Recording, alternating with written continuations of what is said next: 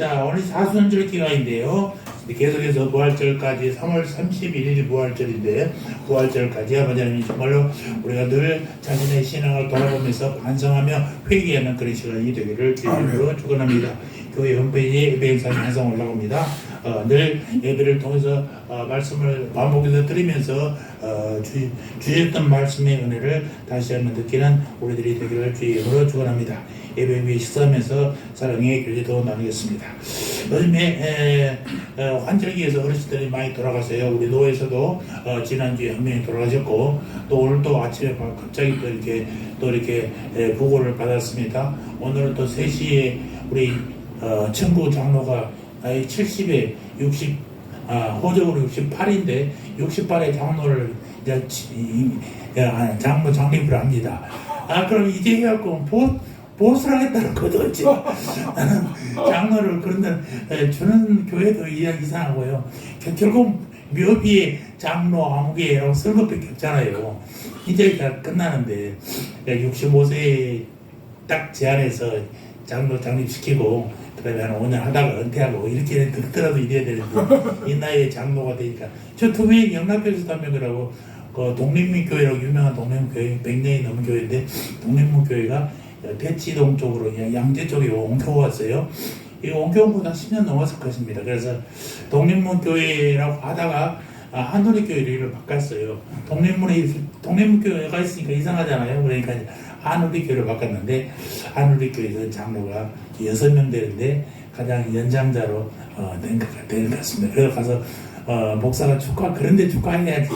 결혼식 같은 데는 안 가더라도 장로 장립하는데 또 장례식에는 가야 됩니다. 오늘 거기 가서 장로 축하하고 또 연세 세브란스 장례식장 가서 또 그 정영수 권사님의 친정 어머니 거기 또 임원도 다녀와야 되겠습니다. 오늘 좀 일정이 좀 바쁩니다.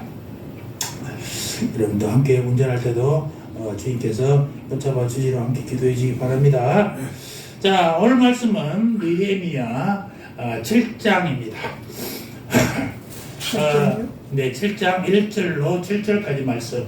전 느헤미야서를 우리가 지금 8번째 하고 있습니다. 2장을 2번 했으니까 7장이니까 8번째잖아요.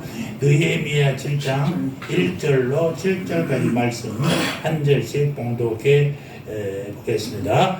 자, 성이 건축됨에 문짝을 달고 문지기와 노래하는 자들과 레위 사람들을 세운 후에 내 아우 하나님과 영문에 관한 하나가 함께 예루살렘을 다스리게 하였는데 하나냐는 충성스러운 사람이요 하나님은 경외함으로 이 무리 중에서 뛰어난 자라. 내가 저희에게 이르기를 해가 높이 뜨기 전에는 예루살렘 성문을 열지 말고 아직 파수할 때에 곧 문을 닫고 빗장을 지르며 또 예루살렘 거민으로 각각 단차를 따라 파수하되 자기 집 맞은편을 지키게 하라 하였노니 그 성읍은 관대하고 성리는 적으며 가옥은 미처 건축하지 못했음이니라. 내 하나님이 내 마음을 감동하사 귀인들과 민장과 백성을 모아 보게대로 계수하게 하신 고로 내가 처음으로 돌아온 자의 보게를 얻었는데 거기 기록한 것을 보면 옛적에 바벨론 왕 느부갓네살에게 사로잡혀 갔던 자들 중에서 노임을 받고 예루살렘과 유다에 들어와 같이 자기들의 성읍에 이른 자들을 곧 내 하나님이 내 마음을 감동하사 귀인들과 민장과 아니 7절 하셔야 돼요. 7절을 한번 더 보면 스룹바벨과 예수아와 느헤미야와 아사랴와 라마와 나하마니와 모르드게와 빌상과 미스베렛과 비그웨와 느흠과 바하나 등과 함께 나온 이스라엘 백성의 명수가 이러하니라. 아멘. 왜 여러분들 7절 안 읽었어요? 같이 하는 거예요. 많이 말했는데 발음이 너무 어려워요. 네, 그렇죠. 성경을 읽다가 이렇게 이름이 어려우면 말이에요. 성경 읽기가 싫잖아요. 제가 러시아의 문호, 유명한 문호, 카라마조프의 칠형제라는 소설이 있는데, 그걸 읽다가 포기했어요. 그 러시아 사람들이 무슨 시키마다 이름이 하도 많으니까 읽고 싶은 마음이 없고 읽어도 뜻을 모르겠더라고요. 그래서 포기했던 적이 있습니다. 여러분도 아마 성경 읽으면서 복잡한 이름이 나오면요 정말로 짜증날 때가 있었어요. 목사님 여기에 왜 어떻게 모르도게가 나오죠? 네, 그 모르도게가 나옵니다. 아니 이거 에스더도 아닌데 동명이인일 수도 있고 그렇습니다. 이름이 다 비슷한 이름들이 많이 있습니다. 자, 오늘은 느헤미야 7장 1절로 7절의 말씀을 중심으로 사람을 세우라 라는 제목으로 말씀을 묵상해 보도록 하겠습니다. 여러분 지금 느헤미야를 보고 있으니까요. 느헤미야서를 계속해서 읽어보면서 이 말씀의 연결선을 한번 찾아보시고 설교를 늘 들으면서 이 말씀을 기억을 한번 해보시기 바랍니다. 그래서 무엇이 중요한가? 스가랴도 대단히 중요하고 니베도 중요합니다만 이걸 통해서 우리가 내 삶이 어떻게 변해야 되는가, 변할 때는 어떻게 해야 되는가 하는 큰 주제를 여러분들이 기억하시면서 느헤미야를 따라오시기 바랍니다. 지난주에 우리는 느헤미야가 당한 큰 시련을 살펴보았죠. 시련은 있으나 절대로 실패는 없다는 사실도 여러분 기억하시기 바랍니다. 때로는 넘어져도 아주 엎드리지 않으면 주님께서 정말 강한 오른손으로 붙드시기 때문인 것을 믿으시기 바랍니다. 그래서 결국 느헤미야는 그 많은 시련 속에서도 승리했습니다. 성벽이 며칠 만에 완공됐어요? 네? 기억을 하시라고. 52일 만에 정말로 처참한 상태의 성벽이 정말 한 마음으로 딱 동감하니까 어떻게 돼요? 50일 만에 성벽이 완축됐습니다. 여기까지 지난주에 설교 본문의 내용이 있잖아요. 지난 본문에 문을 달고 테이프만 커팅하면 이제 완전히 성벽이 완성된다는 얘기했어요. 문제는 그 이유라는 것입니다. 예루살렘 성벽은 완성됐어요. 그런데 진정한 건축은 말이죠. 아무리 단단한 벽돌이나 화각으로 집을 지어도 말씀으로 사람을 세우는 것이 진정한 삶이라는 사실을 여러분 잊지 마시기 바랍니다. 아무리 아름답고 화려한 교회를 세워놔도요, 그 안에 있는 목사님부터 성도들이 마음이 엉망이면요, 하나님과 떨어져 있으면 그들이 예배가 되겠어요, 안 되겠어요? 그거는 교회라고 할 수가 없는 거잖아요. 지난주에 경찰서 설교를 하는데 어떤 목사님이요, 성전에 있어야 할 것이라고 그러더라고요. 성전에 있어야 할 것이 뭐예요? 나는 이 제목이 잘못됐다고 생각해요. 왜냐하면 성전에 있어야 할 것이 하나님이잖아요. 근데요, 하나님이 안 계신 성전이 성전이에요? 성전이 아니에요. 성전은 하나님이 우리를 인간을 만나기 위해서 있는 곳이 성전이잖아요. 성전에 있어야 할 것이 하나님이 아니라 하나님이 계신 곳이 성전이란 말이에요. 정확히 얘기하면 성전에 있어야 할 것은 십자가 아닌가요? 십자가? 네. 아니. 그러니까 교회의 표징을 얘기하는 것이고, 교회의 표징은요, 교회의 강대상을 봉헌합니다. 여기는 뭐가 있어요? 강대상이 있죠. 이 매래는 이 밑에는 뭐가 있어요? 소강대상? 네, 소강대상이라고 그러죠.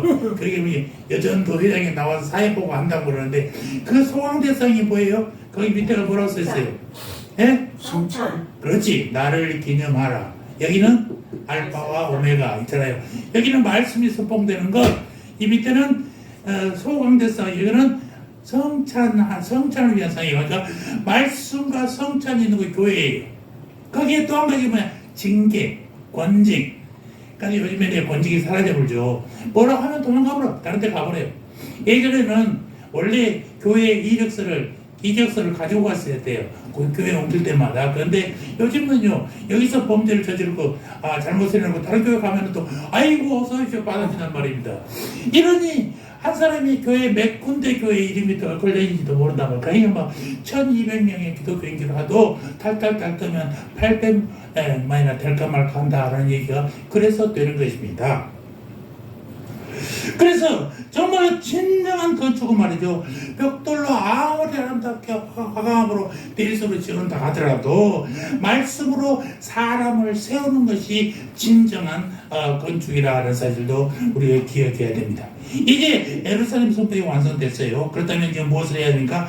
사람을 세워야 됩니다. 언제나 하나님의 역사는요, 사람을 통해서 이루어진다는 사실을 잊지 마시기 바랍니다. 하나님은 사람을 만드셨고 그 사람을 통해서 이루어지기를 원하신 분이요, 그분이 손이 부족해서 능력이 부족해서가 아니라 하나님은 항상 당신이 직접 빚어서 만든 인간을 통해서 일을 하시기를 원하신다라는 것입니다. 하나님이 100% 하십니다. 인간이 또 해요. 인간이 100% 일하죠. 그러나 누가 해요? 하나님이 하신다고요. 이것을 뭐라고 했어요? 보레인 신학자가 이걸 처음으로 이 용어를 썼는데, 상호적 갑자기 좀 그렇네. 뭔 상호주의 동동 신율적 상호주의. 신율적 상호주의 용어가 어렵죠. 하나님이 100% 하십니다. 인간이 100% 합니다. 더해서 이 100%가 아니라 100% 하나님, 인간 100%가 모여서 100% 일이 된단 말입니다. 산술적으로는, 세상에 산술적으로는 도저히 계산이 안 되는 얘기지만, 이게 바로 신율적 상호주의라고 표현했던 보렌의 용어입니다. 하나님은 항상 인간을 통해서 하나님의 일을 하기를 원하신다라는 것입니다.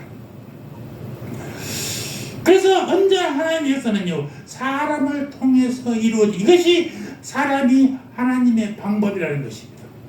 문제는 집을 짓는 것은 쉽습니다. 물리적인 것이니까. 그러나 사람을 세우는 것은 정말 어렵습니다. 그래서 유대인의 속담에 이런 말이 있어요. 하나님은 엿새 만에 세상을 지으셨고 평생을 인간을 만드신다라고 만드신다는 얘기가 있어요. 그래서 엿새 만에 이 모든 우주의 마음으로 다 만들 수 있어요. 그런데 인간은요, 지어놓으면 이것이 자꾸 하나님을 멀리 간단 말이에요. 그래서 이것은 말씀으로 늘 새롭게 만들기를 원하신 분이 하나님이라는 것이고, 느헤미야가 이 점에 주목했다는 것은요, 위대한 지도자였구나를 우리가 알 수 있습니다. 그가 예루살렘에 했던 위대한 일은 성벽을 52일만 재건했잖아요. 그 다음에 바로 무엇을 했어요? 사람을 세웠다는 것이죠.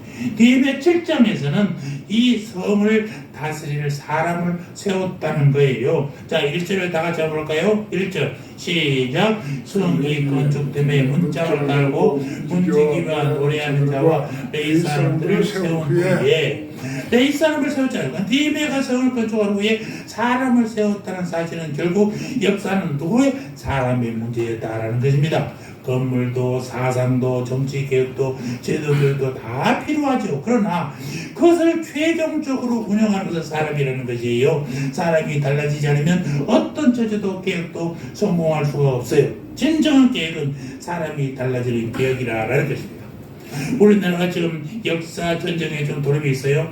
이승만을 건국의 아버지다라고 얘기하는데, 우리가 배울 때는 이승만이 초대 대통령이 맞지요. 그분이 정부 수립이 1948년 8월 15일 날입니다. 그렇게 배웠잖아요. 요즘에는 건국이라고 그래요. 근데 그 잘못된 얘기란 말이죠. 그래서 이승만이 대단히 위대하고 대단히 똑똑한 사람은 분명하지만 그가 막판에 어떻게 됐어요? 결국 4.19로 인해서 물려난 사람이잖아요.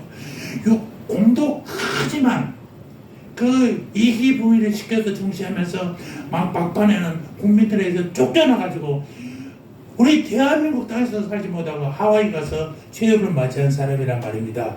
그분이 위대하긴 했지만, 미국에서 공부해서 미국의 친구들도 많으니까 많은 도움도 받았지만 결국 막판에 어떻게 했어요? 비참한 생활했잖아요. 그러니까 이 공부가 다 해야 되는데 이 부분만 막 이렇게 건국의 아버지다라고 칭송하니까 문제가 있는 것이고, 박정희 대통령도 나이 약 한 40에 별 2개 달고 이 나라를 장악하고 부정부패를 다 청산하고 군정을 이양한다겠다가 안 되겠다, 내가 해야 되겠다고 18년간 집권했어요. 얼마나 집권했어요? 우리나라가 얼마나 더 좋아졌어요? 제 기억으로는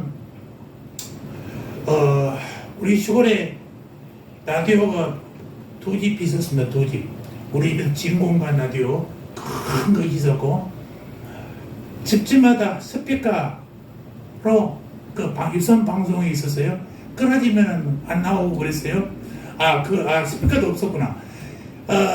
새마을 운동 시작되면서 이게 생겼어요.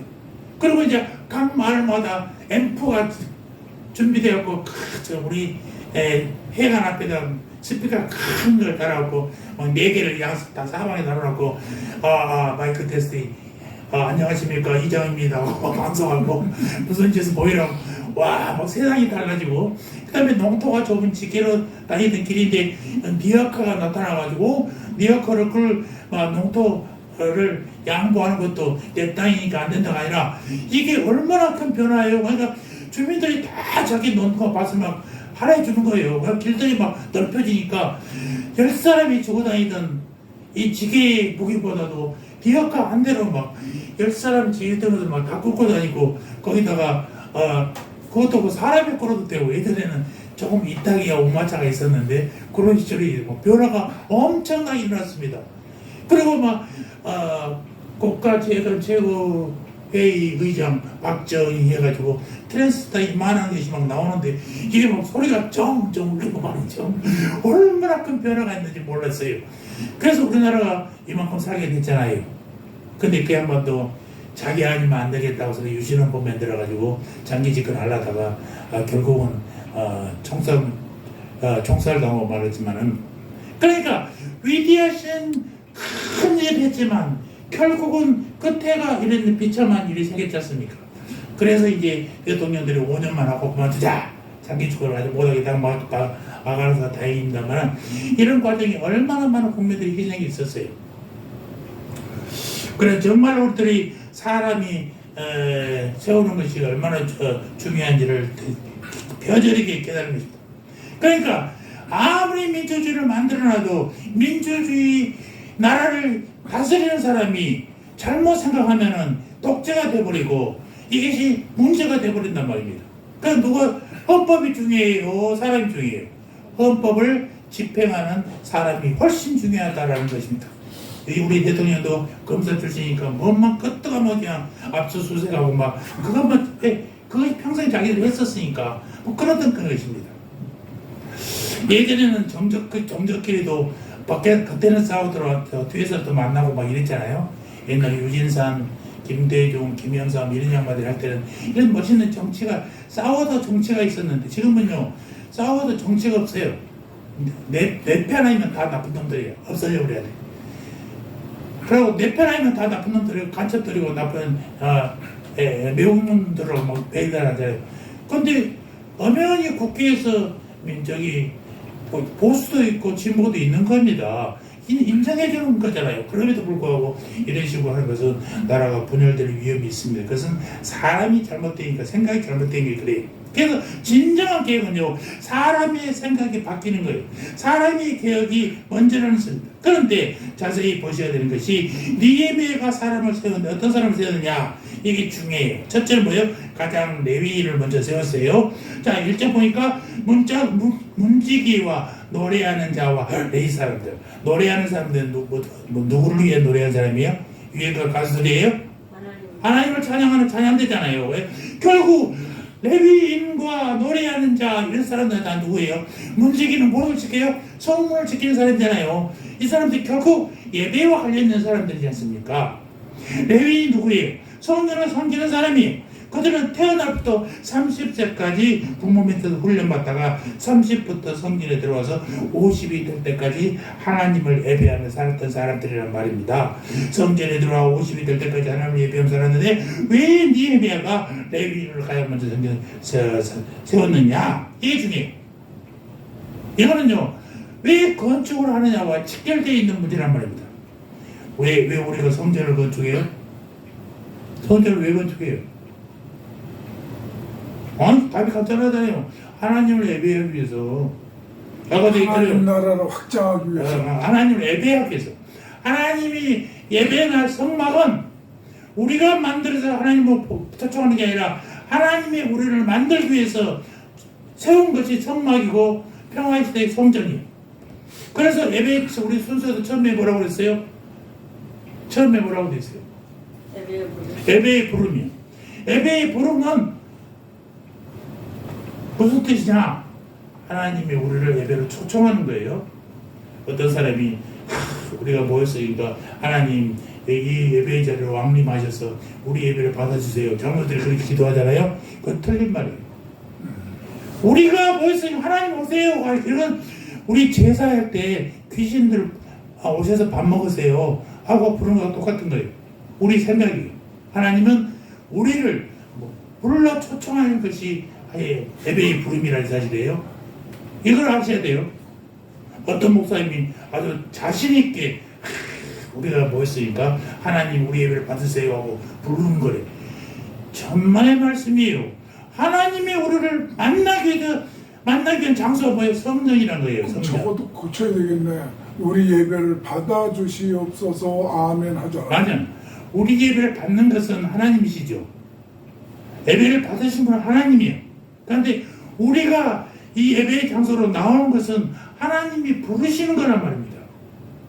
무슨 얘기가 있어요? 하나님이 불러온 거예요. 내가 자진해서 온 것 같지만 하나님이 우리를 부르시도록 성전이라는 장소를 마련했단 말이에요. 거기에 누가 와요? 우리가 오는 거잖아요. 하나님이 부르신다는 것이죠. 우리 예배 받으시는 분은 하나님이시고 분명해요. 그러니까 기도할 때 하나님 우리 여기 강림하셔서 예배를 받아주시옵소서 그런 말은 틀리단 말이에요. 강림하는 건 진지겠어. 하나님이 여기만 오시겠어요? 세상의 모든 곳곳 하나님 다 손길이 계시단 말이에요. 그런데 예배를 위해서 성전이란 곳, 전쟁 시에는 성막이라는 곳을 만들어 주신 것이 하나님과 만나기 위한 장소. 그래서 성전은 그렇고 하나님이 계신 곳이 성전이라고 부르는 거예요. 내가 우리의 마음이 성전이라고 그러잖아. 내가 성전이라고 그러는 것은 여기에 뭐가 있으니까 성령님이 계시니까 성전이에요. 성령님이 안 계시면요 성전이 아니에요. 아니요. 그러니까 성전에 무엇이 있을 거냐가 중요한 게 아니라 하나님이 계시기 때문에 그곳을 성전이라고 부른단 말입니다. 그러니까 이 목사들이 생각 없이 성전에 있어야 할 것 하나님 그건 틀려. 당연히 하나님이 계신 곳이어야 그게 성전이라고 부른단 말입니다. 성전이 계시지 않는 곳은 성전이 아니에요. 여러분 아무리 아름다운 교회에서요 교회 안에서 술 먹고 디너빵 부르면 그 교회예요? 아니죠. 제가 답심에 살 때 거기 전철을 타러 가다 보면요 그게 무슨 역이죠? 답심역. 아니야. 신담역으로 가려고 보면은 거기에 교회 건물에 술집이 돼 있어요. 십자가는 떨어져서 그런데 이렇게 좁게다 카본이고 위에 십자가만 떨어진 거예요. 거기에 술집이 생겼어요. 제가 지나갈 때마다 내가 기도했어요. 하나님 이 자리가 술집이 망하게 하시고 교회가 다시 들어가게 해주세요. 그러고 나 이사와서 모르겠는데 가슴이 아파. 유럽에도 큰 교회가 생겼는데 예배하는 사람은 없고 관광객만 들끓는다 그러잖아요. 그게 교회입니까? 교회였지 옛날에. 지금은 교회가 아니잖아. 여러분 그래서 성전에 있어야 할 것은요 하나님이 아니라 하나님이 계신 곳이 성전이라는 사실을 여러분 기억 속에 분명히 하시기 바랍니다. 아무리 아름답게 지어놔도 아무리 십자가를 몇 천만 원짜리 갖다 놓는다고 해도 거기 하나님이 안 계시면 절대로 거기는 교회라고 할 수 없습니다. 성전이라고 얘기할 수 없단 말입니다. 그래서 언제나 교회를 세우는 사람 누구예요? 예배하는 자들이 세우잖아요. 예배하는 자가 세운 건물을 우리가 뭐라고 그래요? 성전이라고 한다라는 것입니다. 그래서 느헤미야의 구절을 여러분 잘 보시기 바랍니다. 느헤미야가 그 느헤미야서를 늘 보시면 느헤미야 구절을 볼 수 있어요. 1절부터 6절까지는 우리가 뭐 됐어요? 지난 주에 뭐 했냐고? 성전을 지어. 그렇지. 아이 성전이 아니라 성벽을 세웠지. 정말로 용어를 정확히 해야지. 무너진 성벽을 지금 느헤미야가 짓고 있는 건데 성벽을 52일 만에 세웠어. 이제 7장부터 12장까지는 사람을 세우고 그 사람들을 훈련한 얘기가 나올 것입니다. 이걸 여러분 잘 기억하시고, 그 다음에 13장 마지막 장은 세상과 역사를 변화시킨 이야기가 들어있다라는 것입니다. 이 순서가 중요해요. 여러분, 느헤미야가 추구하는 건축신앙은 세 단계. 먼저 집을 지어, 그 다음에 사람을 세워, 마지막으로 이 집을 짓고 사람을 세워서 세상을 변화시키는 세상 건축이 마지막이라는 것입니다. 이 세 건축이 하나의 주제로 연결되어 있어요. 뭐냐? 그것은 하나님 예배라는 것입니다. 예배. 그래서 느헤미야 1장에서 6절까지는 하나님의 집을 지었잖아요. 7장부터 12장까지는 하나님의 사람을 지어온단 말입니다. 그리고 13장은 하나님의 세상을 주제로 삼고 있어요. 그 중심에 뭐가 있다고요? 예배가 있다는 사실입니다. 예배라는 것은 하나님이 우리를 만나 주시는 것이에요. 우리가 하나님을 만나는 것이에요. 이게 예배예요. 정말 불행스럽게도 예배의 흔적들은 남아있는데 예배의 순서는 안 남아있어. 성경에도 없고 어떤 문화에도 없어.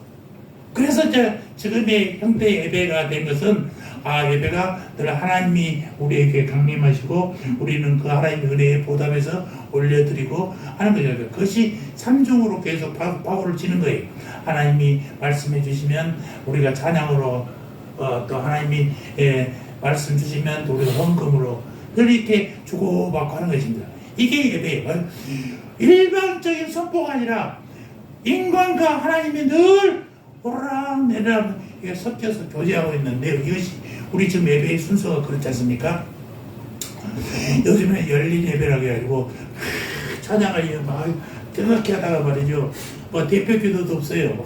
하다가 그냥 말씀하시고 말씀하고 나서 기도하고 그러고 뭐 끝나잖아요. 그렇게 하는 교회들은, 큰 교회들은 많습니다. 그 작은 교회들은 그렇게 하면 사람들이 이단이라고 생각하고 안 한다고요.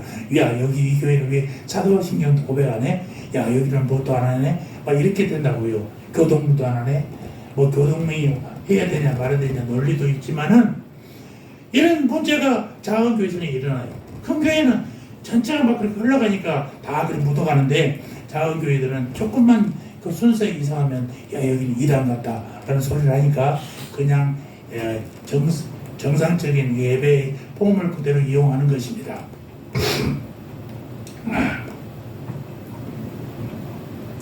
그래서 하나님을 예배하는 게 중심인데, 하나님의 집을 짓고 사람을 세우고 이것들로 해서 세상을 변화시키는 모든 것의 중심에 예배가 있다는 사실이에요.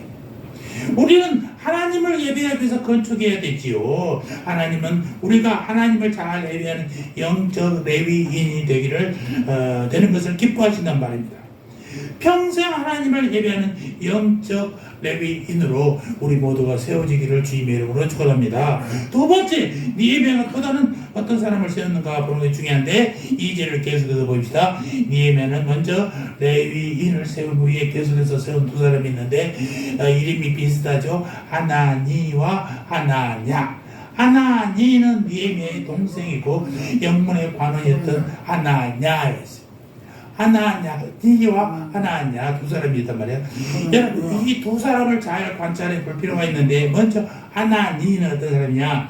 그런 느헤미야의 동생이었는데 그가 동생이어서 백성의 지도자를 세웠느냐? 그게 아니에요. 하나니가 지도자로 세워진 것은 느헤미야의 동생이라는 이유가 아니었단 말입니다. 하나니는 어디서 나와요? 하나니라는 이름이 처음 어디서 나와요? 여러분, 1장을 한번 펴보시기 바랍니다. 1장, 느헤미야 1장 2절에 처음 그 이름이 나옵니다. 이렇게 되어 있죠. 그거 한번 보십시오. 나의 한 형제 중 하나니가 두어 사람과 함께 유다에서 이를 얻기로 내가 그 사로잡힘을 면하고 남아있는 유다 사람들과 예루살렘 형편을 물은즉, 하나님은 처음부터 니에미아 곁에 있던 사람이에요. 그가 니에미아 곁에 있던 것은 니에미아의 동생이라는 이유뿐만 아니라 니에미아와 같은 마음을 품었기 때문이란 말입니다. 그런 족을 참으로 사랑했어요. 니에미아도 그랬지만 동생도. 비록 몸은 이웃말리 페르시아에 있었지만 마음은 늘 족에 있었단 말입니다. 그래서 그가 늘 족의 운명을 염려하며 기도했지요. 그러다가 때가 되어 족을 방문하게 되었어요. 갔다 온 동생에게 니에미아가 물어봅니다. 야, 거기 사로잡히지 않고 남아있는 사람들 형편이 어떠디? 그리고 예루살렘이 어떠냐? 하고 물으니까 하나니아가 참 슬픈 얘기를 하지 않습니까? 그가 본 족은 정말 참담했어요. 무너진 예루살렘 성을 보면서 울었고 폐허가 된 예루살렘 성벽을 보며 탄식했고 그리고 페르시아로 잡혀오지 않고 남아있는 유대 백성들이 너무나 가혹한 형벌을 받고 있다라는 얘기를 합니다. 그래서 돌아오자마자 형 니에미아에게 찾아가서 얘기합니다. 그러니까 예루살렘 재건해야 되겠다라고 니에미아가 마음먹은 것은 바로 동생이 고향 예루살렘을 갔다 와서 보고한 내용을 듣고 도저히 이래돼서는 안 된다. 내가 이것을 재건해야 되겠다고 40일 동안 기도하고 왕에게 가지 않습니까? 근데 왕이 뜬금없이도 그냥 흔쾌히 허락을 해주셔서 지금 성을 짓고 있는 거예요. 그래서 니에미아가 예루살렘 성의 지도자로 세워진 것이죠. 하나님이 쓰는 사람은요 갑자기 나타난 사람이 아니에요. 하나님이 쓰는 사람은요 마치 오랫동안 고난을 통해 자란 나무와 같단 말입니다. 오래된 나무가 큰 나무요 고난 속에서 자란 인물이 강한 인물인 것입니다. 요즘에도 어떤 가수가 툭 튀어나오는데 갑자기 막 유명해지잖아요. 그런데 그 사람이 원래 갑자기 유명해요. 원래 노래를 잘하는 사람이었어. 지방에서 지역에서 활동하다가 큰 무대에 오니까 그냥 빵 터진 것이지 그가 갑자기 그냥 어디 숨어있다가 튀어나온 사람이 아니란 말입니다.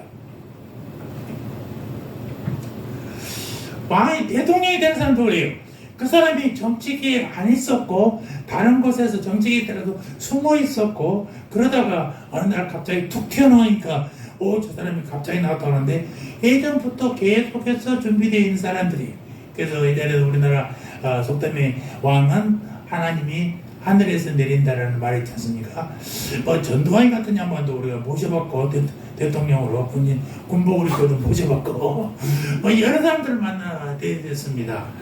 18년 동안 섬겼던 우리 박정희 대통령은 우리 어렸을 때부터 초등학교 때부터 대학교까지 내가 군대 소위로 들어갈 때까지 11.6 사태 있을 때까지 우리가 섬겼던 분이잖아요.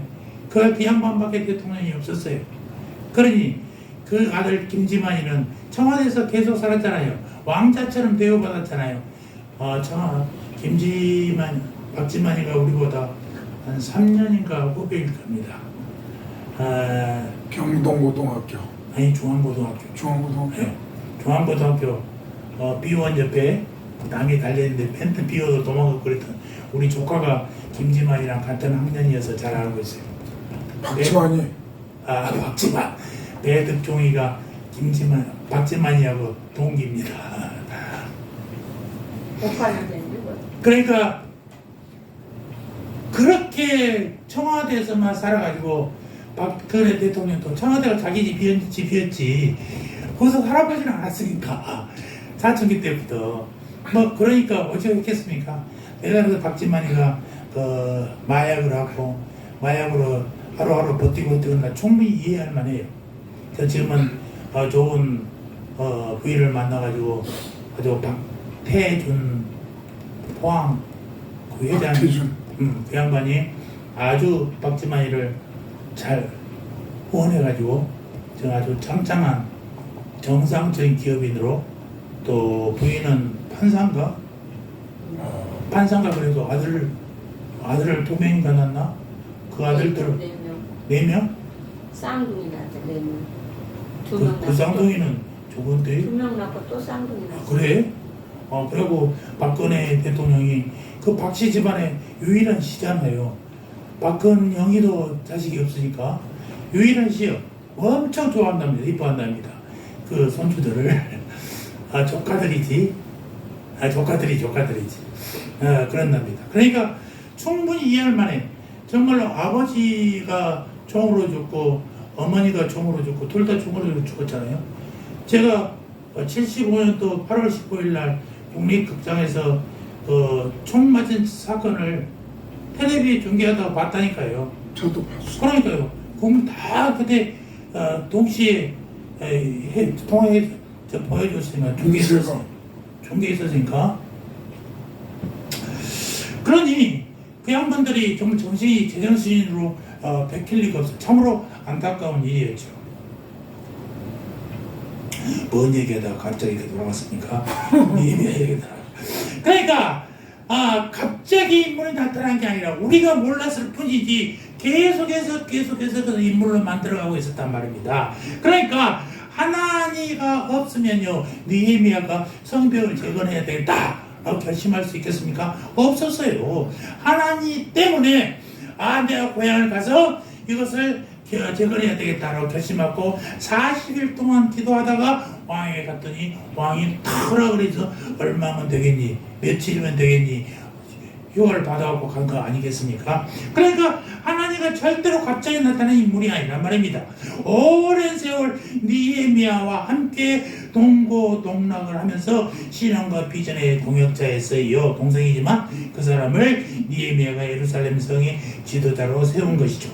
하나님이 쓴 사람은요 절대로 갑자기 나타난 사람이 없습니다. 유명한 목사님들은 갑자기 유명해졌지만 그 양반이 알려지기 전까지는요 꾸준히 역사를 하고 계셨던 분이에요. 준비하고 계셨던 분이라는 사실이에요. 하나님이 쓴 사람은 마치 오랫동안 고난을 통해 자란 나무와 같다는 것입니다. 오랜 나무가 큰 나무요 고난 속에서 자란 인물이 강한 인물이라는 사실도 우리가 늘 기억해야 됩니다. 여러분 사울과 다윗이 어떤 차이인지 아십니까? 잘생겼고 못생긴 차이가 아닙니다. 사울도 대단히 잘생겼잖아요. 키가 준수하고 얼굴도 잘생기고 그래서 왕이 됐어요. 그가 하나님을 외면하니까 하나님이 그를 버린 것이 그가 못생겨서 버린 거 아니에요. 여러분 다윗이 잘생겨서 왕이 된 것입니까? 아니잖아요. 그런 자기 잘못을 깨달으면요 주님 앞에 그냥 딱 엎드린다니까요. 이런 사람인데 그도 별볼 일 없는 인간이었어요. 남의 여자를 보고 다마는 그냥 남자였고 딱 그런 사람이요. 평생을 사울에게 쫓겨다니는 사람이요. 다윗은요 얼마나 오랫동안 광야를 피신했습니까? 사울을 통해서. 그러니까요 이것이 다윗에게는 고난이 아니에요. 일상이에요. 일상. 다윗의 삶은 그저 사울이 죽이려고 하면 도망다니는 것이 그 일상이었단 말입니다.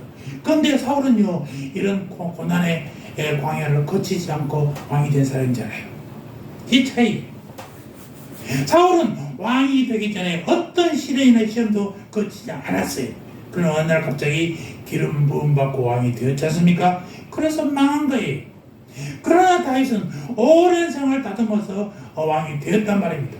아까도 얘기했지만은 20대에 기름 부음 받고 30대에 광야로 쫓겨나가서 40대에 고생하다가 50대에 왕이 됐잖아요. 그러니까 30년 동안 광야에 살았으니까 그것이 고생이 아니라 그냥 일상이어서 일상. 도망 다니고 피해 다니고 하는 것이 왕 일성이. 그러다 보니까 승리할 수 있었다는 것입니다. 그 차이. 왜 하나님이 많은 사람 중에 모세의 후계자 여호수아를 선택했는지 아십니까? 여호수아가 수십 년 동안 모세와 함께 살면서 그에게 충성하고 모세가 가지고 있던 그 비전을 공유했기 때문에 그런 것입니다. 성경이 여호수아에 대하여 기록할 때마다 이렇게 얘기합니다. 모세의 시종 여호수아. 시종이라는 거 왜요? 몸종이에요. 요즘에는 막 아주 비서. 그냥 따라다니면서 가방 들고 쫓아다니면서 이렇게 저 양반이 밀고 가려면 다 해줘. 뭐 이런 거예요. 가수들 연예인들이 따라다니는 매니저 처럼 다니는 그 사람의 속을 다 알고 그 사람이 무엇을 해야 될지 알고 따라다니는 사람이 있단 말이에요. 오랫동안 모세의 기종으로 살지 않았으면 모세의 후계자가 될 수 없어요. 왜? 모세의 마음을 알 수 없으니까. 우리 나누가 기쁨이 이사장이 새로 바뀌었는데 이 양반이 도대체 무엇을 하는지를 알 수가 없어요. 그래서 내가 이사직도 내버리고 이제 탈퇴해 보려고 해요. 왜냐? 원래 나누가 기쁨을 세웠을 때는 이렇게 나가야겠다 비전이 있었는데 이 양반은 비전이 없어. 그냥 자리에 앉아서 이사장 폰만 잡으면 되는 거예요. 그러니까 각 지역에 있는 그 나눔이들이 무엇을 하는지 상관 안 해. 그냥 이사장직에 만족하면 돼. 이사장 명함 갖고 다니면 된단 말이야. 안타까운 일이죠. 모세의 시종 여호수아도 만약에 모세의 뜻을 버려버렸다면 여기서 하나님이 여호수아를 썼겠어요? 안 써? 모세가 어떤 생각을 가지고 가나안을 어떻게 정복해야 되고 가나안까지 어떻게 해야 되는 걸 알기 때문에 모세의 뜻을 그대로 붙잡고 나아갈 수 있단 말입니다. 이렇게 되지 않으면요 연속성이 사라져버려요. 비전이 없어져버려요. 그러면 끝이에요. 교회도 마찬가지입니다. 목사님이 교회를 이렇게 잘 이끌으시고 그 후임이 있다고 다른 사람이 왔는데 야 이거 내 마음에 안 맞아 싹 바꿔버려요. 그러면 교회가 새로워집니까? 안 해요. 교인들은 바뀌지 않았어요. 목사님은 바뀌어서 새롭게 하겠다고? 안 돼. 개혁보다 혁명보다 더 어려운 게 개혁입니다. 변하지 않게 조금씩 티나지 않게 변해서 언젠가 이렇게 됐네 라고 해야 이루어지는 것이지 하루아침에 변한 것이 변하지는 않는다는 사실입니다. 그래서 어려워요. 우리의 신앙도 그렇잖아요. 이제 오케이 내가 오늘부터 딱 바뀌어야지 마음은 굳게 믿어. 그런데 내 삶이 잘 안 돼. 옛날에 내가 일어났던 내 삶이 너무나 많으니까 하나 정리하다 보면 몇 년이 걸릴지 모르지만 한 가지 변해야 결국은 내가 하나님의 사람으로 변하게 되지 않습니까? 바로 이게 시간이 필요한 거예요. 그래서 구원의 여정의 9가지 순서도 동시에 되는 것도 있지만 시간이 가야 되는 것도 말이에요. 내가 예수님을 받아들이고 믿기로 하면 바로 지키가 동시에 옵니다. 의롭다 칭해줘요. 그런데 내가 의롭다고 해서 하나님 살아야 됩니까? 성화되지는 않잖아요. 성화의 길을 계속 걸어야 결국 하나님이 원하는 영화로운 모습으로 바뀌듯이 우리도 이렇게 변해가는 것입니다. 그러니까 오랫동안 모세와 함께 비전과 꿈을 나누지 못했으면 모세의 동역자가 될 생각지도 못했어요. 그런데 중요한 것은 뭐냐면은 이 밑바닥부터라는 말이 주명이에요. 밑바닥에서부터 오래 묵어서 비전과 목표를 공유하고 이것이 느헤미야가 하나님 동생을 사용하는 이유라는 것입니다. 여러분도 하나님의 쓰임받은 사람이 되기 원합니까? 여러분 밑바닥부터 하셔야 됩니다. 오래 묵어야 된다는 것입니다. 하나님처럼 느헤미야와 같은 비전을 품고 오래 같은 마음을 품어야 된다. 라는 것입니다. 이것이 둘째. 그 다음에 느헤미야에서 마지막 사람이 누구냐? 그 사람이 이름이 누구예요? 하나냐. 자, 2절을 봅시다. 2절 시작. 내아우 하나니와 영문에 관한 하나냐로 함께 예루살렘에 다스리게 하였는데 하나냐는 위인이 충성되어 하나님을 경외함이 무리에서 뛰어난지라. 영문에 관한이란 말은 도시를 지키는 사령관이라는 뜻이에요. 단순한 문지기가 아니라 그 도시를 지키는 사령관, 군대의 장관입니다. 하나냐가 느헤미야의 동생으로 바다부터 고난을 같이 한 사람이 모델이라면 이 하나냐는 뛰어난 신앙 때문에 하나님이 세운 한 사람의 모델이라는 것입니다. 성경이 말하는 하나냐의 덕목은 3가지. 위인이 충성되었다. 충성된 사람 때문에 우리가 충성스러웠어요. 또 하나님을 경외했다. 경외한 것을 우리가 뭐라고 그래요? 신앙심이 좋았다. 또 무리에서 뛰어난 사람. 무리에서 뛰어난 탁월성이 있어. 다른 사람과 비교한 데서 뛰어난. 성경이 하나님의 사람으로 쓰임받는 가장 큰 덕목으로 계속해서 말하는 것이 뭐냐? 충성심이에요. 하나냐는 위인이 충성되어. 충성심은요, 종에게 요구하는 덕목이지 주인에게 요구하는 덕목이 아니에요. 주인에게는 리더십이 필요하고 종에게는 로드십, 그리스도의 주인 되심을 인정하고 순종하면서 하는 것, 딱 그 길을 따라가는 것, 이것이 필요하단 말입니다. 오늘날 교회 지도자들의 문제는요, 로드십을 배우기 전에 먼저 리더십을 배운다는 것입니다. 그러니까 주님을 따라가는 로드십을 배워야 되는데 그저 리더십만 배우니까 사회의 사장, 장처럼 교회를 운영하려고 그래요. 교회는 누가 머리예요? 예수님이 머리잖아요. 예수님의 방법대로 해야 되는데 세상의 방법대로 막 해버리는 거예요. 장로도 투표를 통해서 해버린단 말이죠. 여러분, 장로 투표로 하면요, 제일 인기 있는 사람이 누군지 아십니까? 일단 교회 성가들 해야 돼요. 재정. 아니, 성가들의 사람들이 알아. 재정은요, 사람들이 잘 몰라. 사람들까지 만나는 사람들이 성가대 해야지. 아, 우리 성가대 김용호 장로? 그냥 장로 돼야지. 그 다음에 또 알려진 사람이 누구냐? 차량. 그렇지. 차량 봉사하는 사람. 앞에서 늘 저 양반이 김용호래. 저 양반 찍어야 돼. 이렇게 해야 되는 거예요. 만약 얼굴이 팔리면 나오는 거예요. 그것이 하나님의 방법은 아니죠. 정말 장로가 되려면 본이 돼서, 믿음의 본이 돼서 사람들로 하여금, 야, 우리 윤 장로님처럼 우리도 본이 돼야지 라고 하는 이 모델이 되는 사람이어야 되는데 그렇지 않으면 안 된단 말입니다. 그래서 우리는 리더가 되기 위해서 교회의 직분을 맡는 게 아니라 정말로 하나님의 사람이 되는 것이 우선이에요. 리더가 되기 위한 사람들은 리더만 되면, 장로만 되면 내가 장로야. 목사도 장로라며 똑같은 장로인데 내가 태클 한번 걸어야지. 이거 태클 다 걸어. 목사님이 이번에 뭐 있는지 한번 교회를 한번 기도를 한번 했습니다. 아이 장로 목사님 누가 옵니까? 요즘에 바쁜데 딱 태클을 걸어. 그것이 장로의 역할인 줄 알아요. 성경을 보니까요, 하나님이 쓰신 사람들은 하나같이 문제가 많은 사람들을 쓰였어요. 제가 이 설교를 듣고 감동해서 목사가 된 사람입니다. 제가 목사가 되기를 참 어려워했어요. 왜냐, 목사가 되니까 말이죠, 이 개인 시간이 없더라고요. 옛날에 우리 부목사들 보니까 담임 목사가 뭐라고 하면 그냥 쪼르륵 가야 되고, 성도들이 뭐라고 하면 쪼르륵 달려가야 되고, 자기 시간이 없어. 월요일 날은 목사들 쉬는 날이지만 성도들이 부르면 쉴 수 있어요? 못 쉬지. 목사님 우리 가게 오셔서 개업 기도를 해주세요. 가야지. 오늘은 휴일이니까 못 갑니다. 그런 목사가 어디 있겠어요? 그러기 싫어서 저는 하기 싫었어요.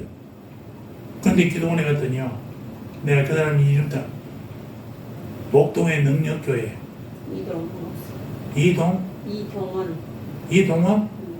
그냥 뭐 이동원이던가? 능력이 그 목사님이 그 기도원에 오시는 분이 아니에요. 그냥 그날만 딱 오셨어. 그런데 막 그런 거예요. 모세가 똑똑해서 하나님 쓰인지 아느냐, 아브라함이 똑똑해서 쓰인지 아느냐, 여러분들이 뭐 똑똑해서 하나님 쓰인지 아느냐, 순종하니까 쓴다고 해요. 순종하니까. 여러분 모세 말 잘했어요? 못했어요. 말 못했어요. 그러니까 제 말이요, 혀가 둔하다.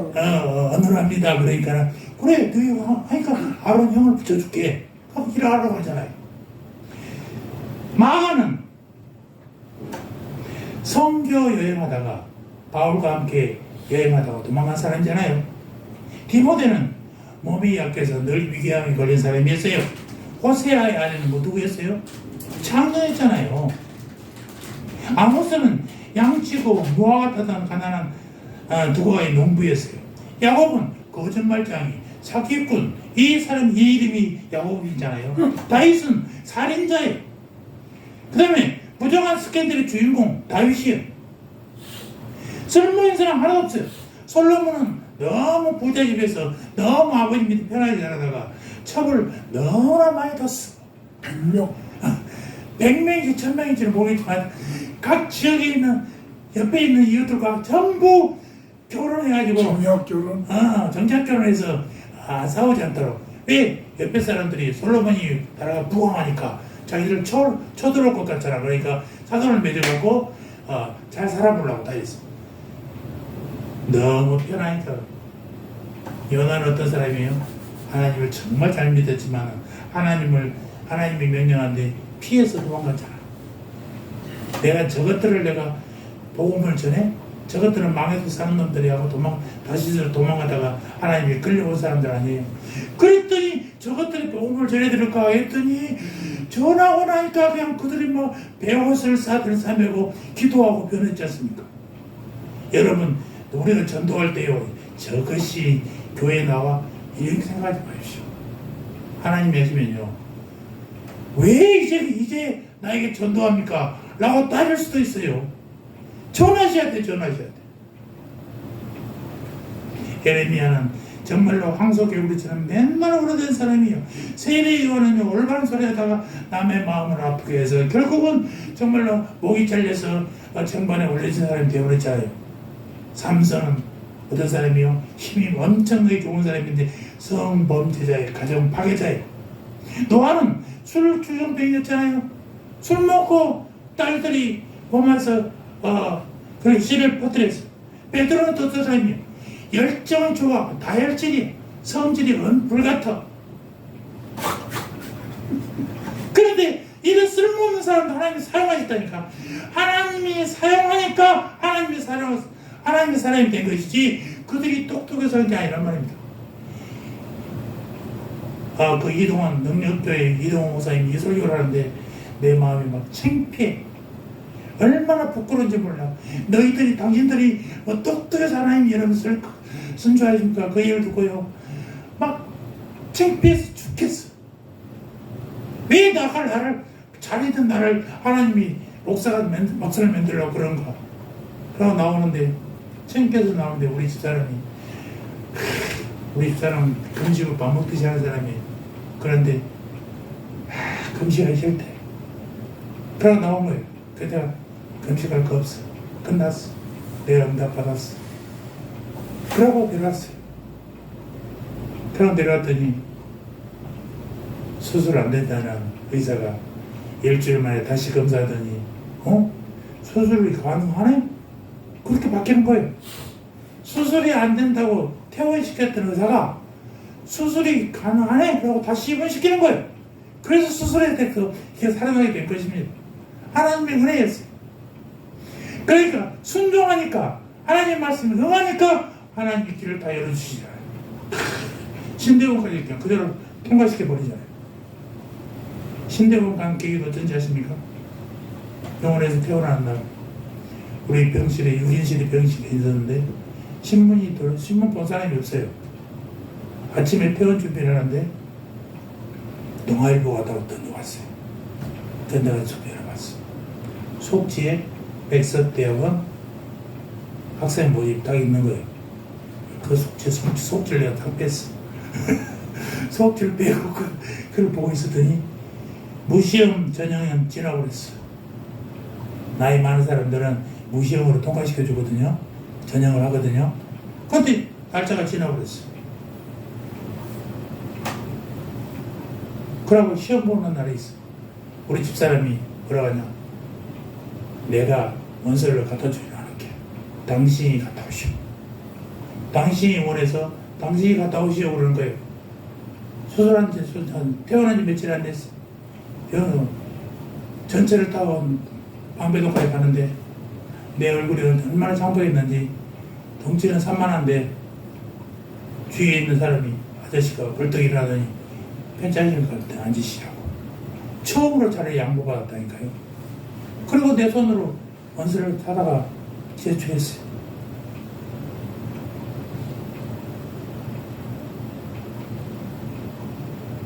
하나님이 세우니까 되더라고요. 하나님께 순종하니까 되더라고요. 똑똑해서 하는 게 아니라 하나님께 순종하면 하나님이 쓰시더라는 말입니다. 한 가지 더 중요한 게 있어요. 느헤미야가 예루살렘 성을 위해서 한 사람을 세우지 않고 세 사람을 세웠다는 거예요. 레위인을 세웠고 하나니를 세웠고 하나냐를 세웠어요. 이들이 전혀 다른 사람들이잖아요. 같은 사람이 아니에요. 그런데 예루살렘을 위해서 동역자가 되었다는 것입니다. 서로 다른 사람들인데도 불구하고 한 가지 목표, 예루살렘 성을 세워야 되겠다. 예루살렘 성을 예전의 영광으로 다시 만들어야 되겠다는 그 목표 하나에 딱 붙이니까 세 사람이 하나가 됐어요. 왜 느헤미야가 서로 다른 세 종류의 사람을 세웠느냐? 하나님이 세운 사람은 독불자문이 되어서는 안 되는 것입니다. 내가 이 일을 다 해야 돼라고 생각하면 안 되는 말입니다. 나눠줄 줄 알아야 돼. 내가 일할 테니까 당신은 이것을 하시고 당신은 이것을 하시고 나눌 줄 알아야지 내가 다 감당할 수가 없습니다. 어떤 일도 그렇습니다. 특별히 리더가 되면요, 자기가 가지고 있는 일들을 밑에 사람들한테 위임할 수 있어야 돼요. 혼자 다 못해. 내가 다 옛날에 했던 거라고 해서 너 그걸 못해?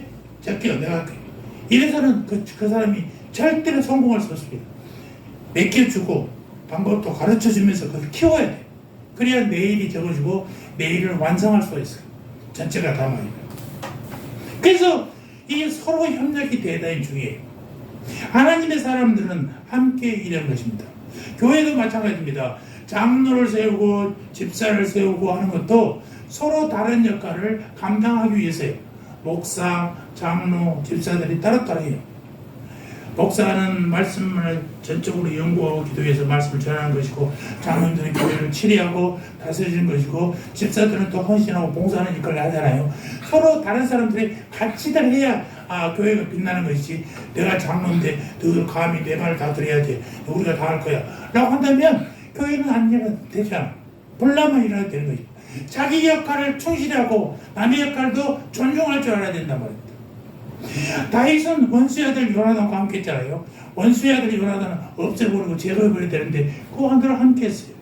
다윗 주변에 마르시에 숨어서 일한 20몇 명의 용사들도 있었잖아요. 그들의 도움도 받았어요. 예수님은 둘씩 짝을 지어 전도를 보냈고, 셋씩 넷씩 한조가 되어서 기도하고 생활하는 것을 만들었어요. 마르틴 루터에게는요, 멜랑히토이라는 유명한 학자가 같이 있었어요. 그래서 이 두 사람이 종교 계획을 완성했어요. 마틴 루터가 어려울 때마다 멜랑히톤이 훨씬 나이도 한 10년 후배인데도 불구하고 그가 루터를 도와서 종교 계획을 성공시켰던 사람입니다. 하나님의 사람을 황폐하게 만든 것은 개인주의와 고립주의예요. 나 혼자만 다 할 수 있다, 너는 필요 없다, 고립시켜버리는 것, 이런 것들이 제일 문제란 말입니다. 하나님의 일에 고립주의는 절대 없어요. 하나님의 일은 하나님의 능력이 하나님의 영광을 위해 연합된 하나님의 사람들의 사랑의 통로를 통해서 할 때 이루어진다는 사실을 여러분 기억하시기 바랍니다. 그렇습니다. 우리가 함께 하나님께 세워져 사는 일은 하나님을 예배하는 것, 그리고 이 예배를 통해서 세상을 변화시키는 것입니다. 그래서 예배가 얼마나 중요한가. 이 일에 쓰임받는 주님의 기쁨되는 우리 새하늘 성도들 되시기 바랍니다. 예배에 쓰임받고 예배를 통해서 세상을 변화시키는 일, 나만 잘 되고 내 새끼들만 잘 먹이는 게 아니라 세상을 변화시키는 일을 우리가 하나님의 자녀들이 해야 된다는 것입니다. 이런 우리 새하늘 성도들 다 되시기를 주님의 이름으로 축원합니다. 아멘. 할렐루야. 우리를 하나님의 사랑으로 세워주시옵소서. 우리를 영적 레인으로 세워주시옵소서. 우리로 하나님을 예배하기 위해서 필요한 건축을 이루게 하시고, 주여 우리로 하여금 하나님처럼 오랜 세월 비전을 공유하며 바닥부터 하나님을 섬기게 하시고, 믿음의 사람 아냐처럼 하나님 앞에 충성스러운 종들이 되게 하여 주시옵소서. 그리고 우리가 서로 하나 되어 함께 하나님을 기쁘게 하게 하옵소서. 우리가 원하는 것은 한 가지, 오직 주님의 기쁨이 되는 것입니다. 기쁨 되는 주의 자녀가 되게 하여 주시옵소서. 감사합니다. 예수님의 이름으로 기도합니다. 아멘.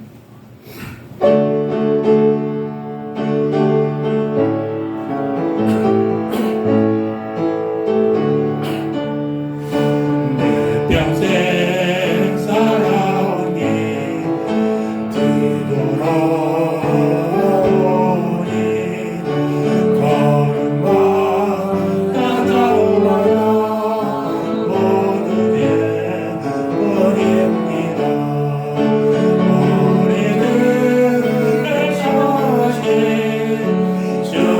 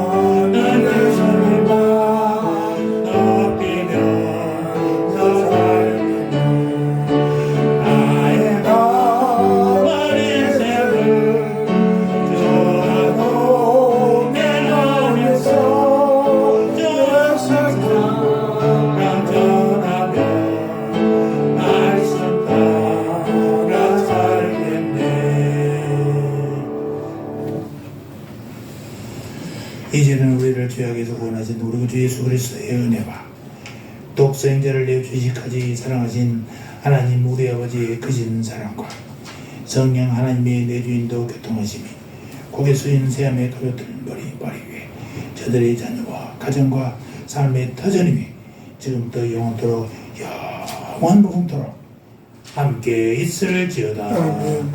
아멘.